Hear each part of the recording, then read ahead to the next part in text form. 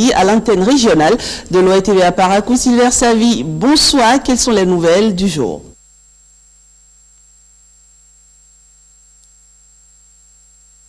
Rachidat Biomama, heureuse de vous retrouver. Démarrons par cette brève qui vient de Djougou. Alassane Zoumarou, c'est le nom du nouveau maire de la commune. Pour rappel, suite à une décision de la Cour le 4 avril, la Cour a donc annulé l'élection du maire, des adjoints et des chefs d'arrondissement. Ceci suite à un recours déposé par un des conseillers. En exécution donc à la décision de la Cour, les conseillers se sont réunis ce matin et ont procédé à la reprise de l'élection. À l'issue des tractations, Alassane Zoumarou, le nouveau maire de Djougou, le premier adjoint Adamou Idrissou et puis Baba Alassane Théophile est le deuxième adjoint. L'élection se poursuit pour les chefs d'arrondissement. Revenons à Parakou à la suite du Conseil des sages de Parakou au sujet de l'enlèvement du scanner à bagages de l'aéroport de Tourou. Sa Majesté Sounon-Sara Dogo implore le président Patrice Talon pour le retour du dit matériel. Voici un extrait de ses propos recueillis par Samirat Chabimani.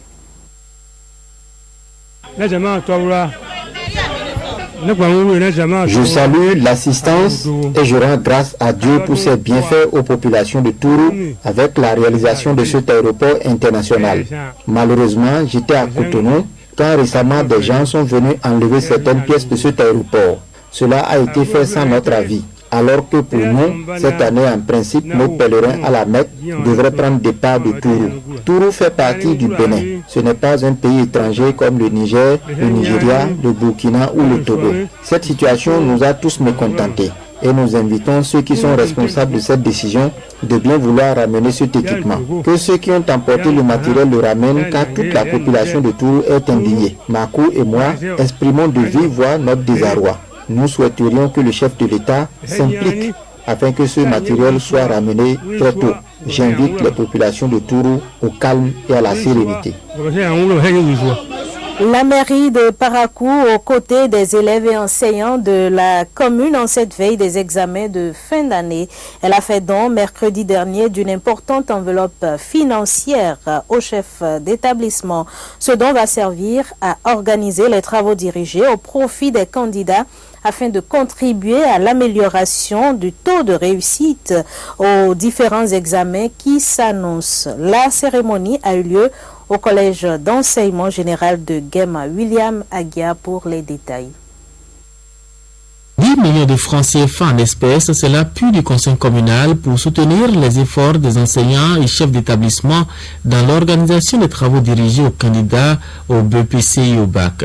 Une première pour la mairie de Parakou sur le terrain de la préparation des candidats aux différents examens de fin d'année. Cela signifie que les autorités communales sont soucieuses facilement jugées, qui réjouit les chefs d'établissement parce qu'ils sont désormais convaincus que cette bonne œuvre qui vient de commencer va se poursuivre pour toujours. Monsieur le maire, l'acte que vous venez de poser ce matin va renforcer les performances de nos apprenants, ce qui aura un effet positif sur l'amélioration de nos résultats. Au nom de tous les acteurs du système éducatif, nous vous disons merci. Merci infiniment. C'est un début, dira le maire de Parakou, qui promet davantage pour le secteur éducatif. Pour lui et pour son conseil, la réussite scolaire des apprenants est une priorité. Nous sommes au dernier virage, le mois de mai, puisque après ce mois, c'est les examens. Pour nous, ce mois de mai est un mois de sacrifice. Sacrifice pour les enseignants, sacrifice pour les élèves eux-mêmes. C'est également un mois de sacrifice pour les parents d'élèves. Pour ce qui nous concerne à la mairie de Parakou, ce n'est que notre modeste contribution pour l'amélioration des résultats scolaires. Mais ce n'est qu'un début. Nous allons faire tout possible par la grâce de Dieu l'année prochaine, au lieu de 1 mois de TD, que ça soit peut-être 2 ou 3 mois de travaux dirigés.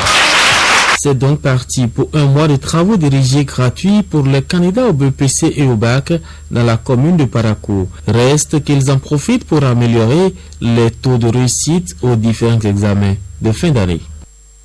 Parmi les délices de Parakou se trouve en bonne place l'igname pilé. L'igname pilé est donc un mets très prisé ici et vu la consistance du repas, nombre de personnes préfèrent le prendre en petit déjeuner. Nestor Sela et Wakil Taïrou sont descendus dans quelques restaurants.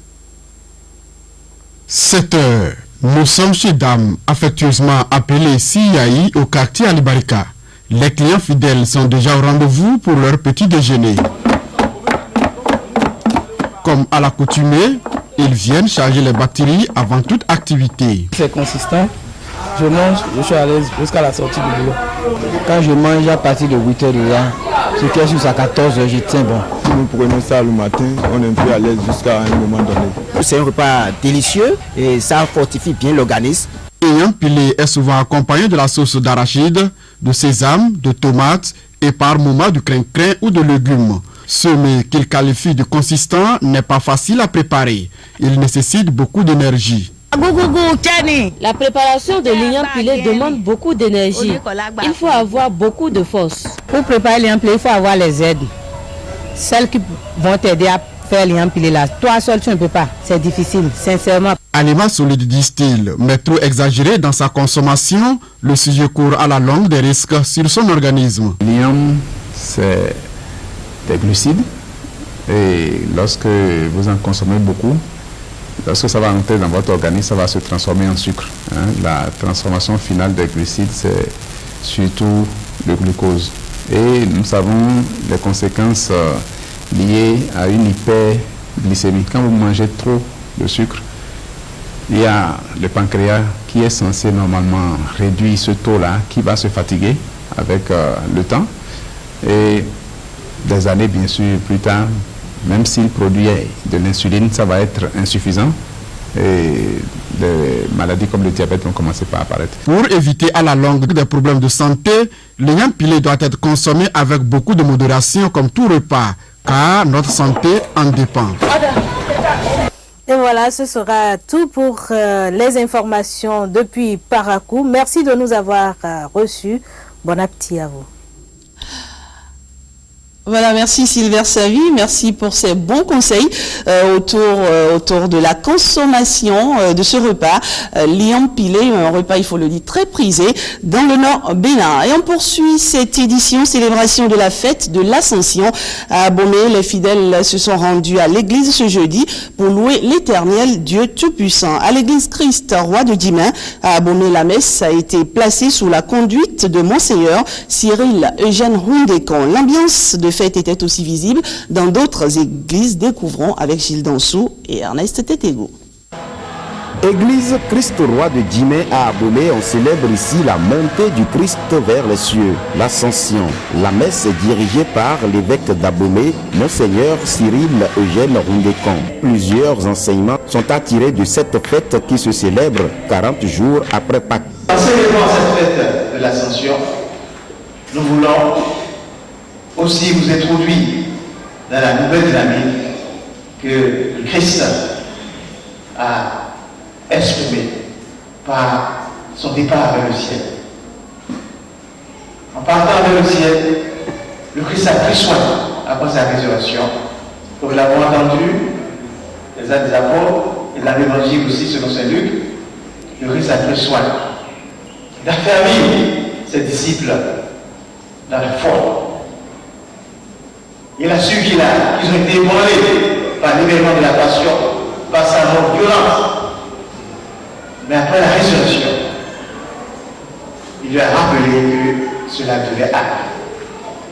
Car il n'y a pas d'amour sans souffrance, il n'y a pas d'amour sans douleur, il n'y a pas d'amour sans sacrifice. Et puisqu'il nous a aimés, et puisqu'il veut nous aimer jusqu'au bout, il en a donné le signe. La bonne nouvelle de l'ascension du Christ selon les Saintes Écritures doit être propagée. Nous sommes ici en pèlerinage sur la terre et notre vraie demeure, et c'est là que réside l'éternité, se trouve auprès de celui qui nous a créés. c'est une vérité. Même ambiance de fête à l'église du christianisme céleste de Patalokoli. Chants, louanges et adoration. Donc en allant là-bas, il nous a promis qu'il allait préparer une place pour nous, il allait réserver une place pour nous. Et c'est sur cette place-là que nous irons pour maintenant rester auprès de lui, ensemble avec le Père, le grand Dieu. Le peuple de Dieu loue ainsi les merveilles de l'Éternel.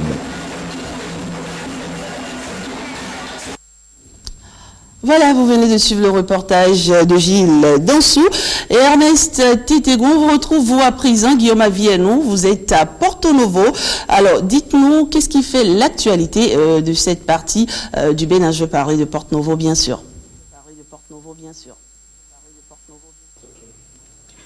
Mesdames, Messieurs, bienvenue aux nouvelles des départements de l'Ouémé du plateau de ce vendredi 6 mai 2016. Hier, 5 mai, c'était la journée mondiale des donneuses de vie. Il s'agit des sages-femmes. Une journée pour découvrir le métier et rendre hommage aux femmes qui le pratiquent. C'est avec Olive Oussougoué et Brice Rumba. Maternité d'Adjara, département de l'Ouémé. Madame Tamsirat Yekini est l'une des 4 sages-femmes d'État qui interviennent dans ce centre de santé publique. Sa tâche, accompagner la femme enceinte tout au long de sa grossesse. Ce centre public accueille par jour environ 50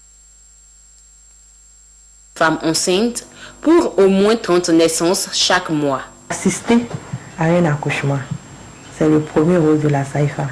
On assiste à l'accouchement, on aide la femme à accoucher dans de bonnes conditions. N'est pas sage-femme qui veut, d'autant plus que la profession implique de lourdes responsabilités. À la gestion du stress, le travail de nuit, s'ajoutent les conditions de travail souvent difficiles dans nos centres de santé publics. Le manque de matériel parfois fait que nous perdons certaines femmes. Il y a certaines femmes qui perdent leur vie et ça vous marque à vie. Ça vous marque et puis vous vous dites, ça pourrait être moi. La journée du 5 mai, une journée pour découvrir le métier de donneuse de vie. Certaines d'entre elles, rencontrées à cet effet, souhaitent qu'elle ne soit pas une journée de plus. Vous allez dans un centre de santé qui fait au moins 50 accouchements et c'est une seule sage-femme qui est là. Et bon, elle est seule à faire l'accouchement, à faire les consultations. Parfois même vous allez au service et puis vous recevez au moins une cinquantaine, une trentaine, une quarantaine de femmes pour la consultation prénatale et vous êtes seul. Le métier de sage-femme, un travail à facettes multiples mais très passionnant, confie celle qui l'exerce.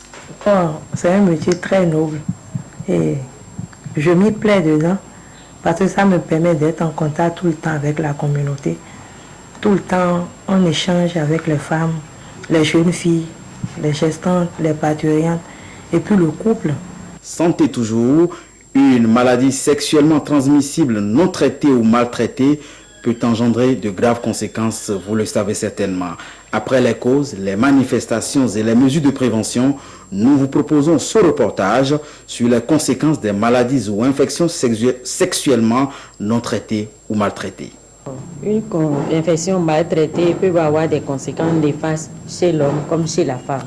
Chez la femme, ça peut donner des douleurs lors des rapports sexuels, ou bien ça peut conduire à une infertilité, c'est-à-dire les infections non traitées là peuvent remonter vers les trompes et les boucher et empêcher la femme de concevoir.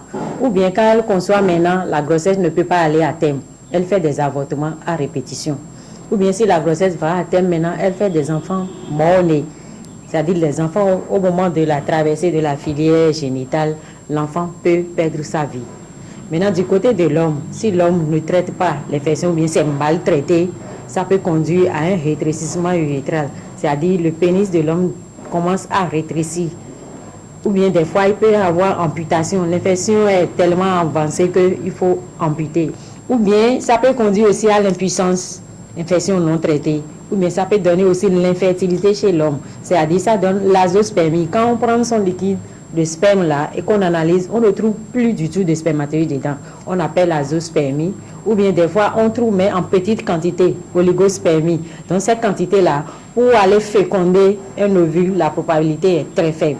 Une infection qu'on peut traiter peut-être à moins de 5000, on va banaliser et hypothéquer sa vie plus tard. Quand on est jeune, il faut prioriser les études d'abord et le CES après.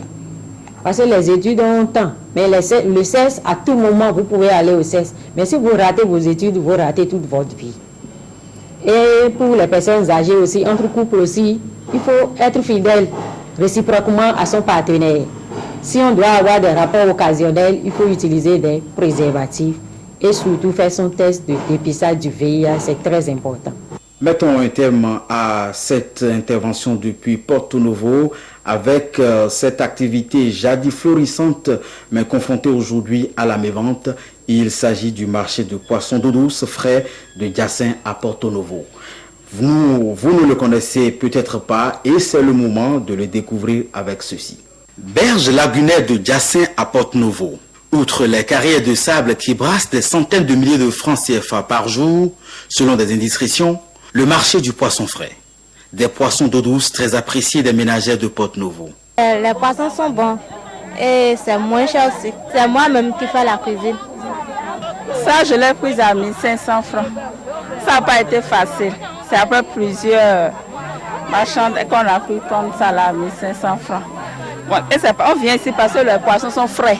Et ils viennent d'enlever ça de l'eau, donc on voit que c'est bien frais. Même des tenanciers des restaurants et autres surfaces de bonne bouffe de la capitale politique du Bénin viennent ici s'approvisionner. Nous n'en avons pas rencontré, certes. Depuis des mois, l'activité tourne malheureusement au ralenti.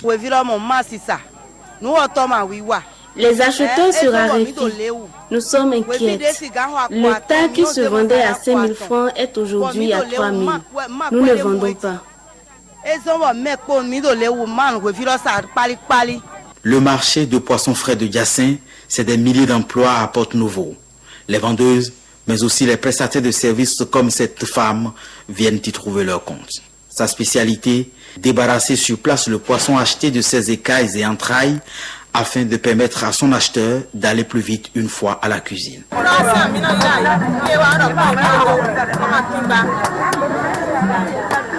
La mévente dans le secteur du poisson frais d'eau douce sur la berge lagunaire de Diassem inquiète plus d'un. Madame, Monsieur, c'est l'essentiel des nouvelles à retenir en provenance des départements de Lomé et du Plateau de ce vendredi. Merci de nous avoir suivis. Merci à vous, Guillaume Maviano, d'être passé en direct sur ce 13h30. C'est la fin de cette édition. Merci et à très vite.